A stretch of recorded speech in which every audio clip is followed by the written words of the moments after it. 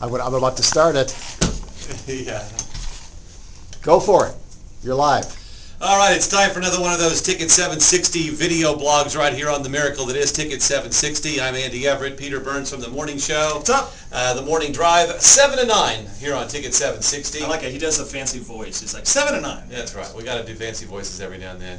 All right, college football is getting into its second month as October rolls around, and already there's 3 teams that have kind of separated themselves from the pack with Alabama, Texas, and of course Florida. So who's the best of those 3 teams right now? It's still going to be Florida. You look at the Tebow injury a couple days ago and whether or not he's going to be able to play. He had the bye week, so coming in, the next big game he has is against LSU. I think LSU is not for real. They're ranked 4th in the country right now. As a diehard LSU fan, listen, I don't think they get past Georgia this week. So what you look at is, I only see 3 teams, and they all control their own destiny. You have Florida and Alabama, who don't play themselves in conference, but assuming they go undefeated, they're going to end up playing the SEC championship game together. So one of them will be out because of late loss, Andy. You know, you're screwed there at the end. Yeah, but I look at Florida and LSU and Alabama, all ranked in the top 5, and while you say LSU is overrated, it's the Southeast Conference, and anything can happen in the Southeast Conference, and for anybody to go undefeated in the Southeast Conference is almost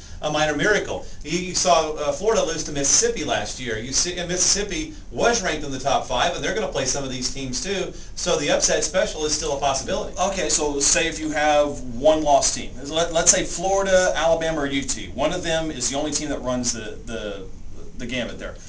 Do you put Boise State?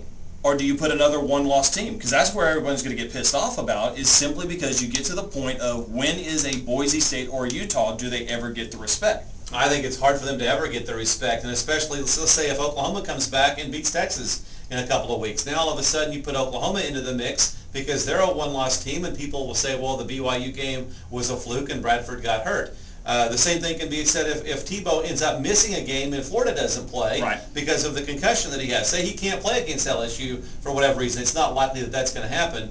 But then the X factor in all of this is still the Longhorns, who have to go through the buzzsaw that is the Big 12. They got to play Oklahoma. They've got their traditional rival with the Aggies, who are starting to get their program back up, and they've got to go to Oklahoma State this year. And to Missouri, so that's 2 bad home game or road games they have to play after the big Red River rivalry there. Heisman Trophy, Colt McCoy, is he the leader? Do you look at Tim Tebow? Bradford's out of the equation, and you had a couple of fringe players, but I think it's JaVale Green, the kid from California, he's not playing real well. Ja'Cory Harris was there Miami. earlier, and then Miami now is kind of back to reality after their loss to Virginia Tech. Do you just give it to Tebow? If he comes back, just because it's Tim Tebow and he has the injury and like he's Lazarus and he's risen from the dead again to play, I still think he puts up the numbers. Let's look at the stats in December to decide, because if it's Colt McCoy, it may be his turn. And how cool would it be for Tebow to win it when he was a sophomore, Bradford to win it when he was a junior, and McCoy get the last laugh and win it as a senior? You think Heisman Trophy voters will have a problem with that? Because you know Tebow gets a vote.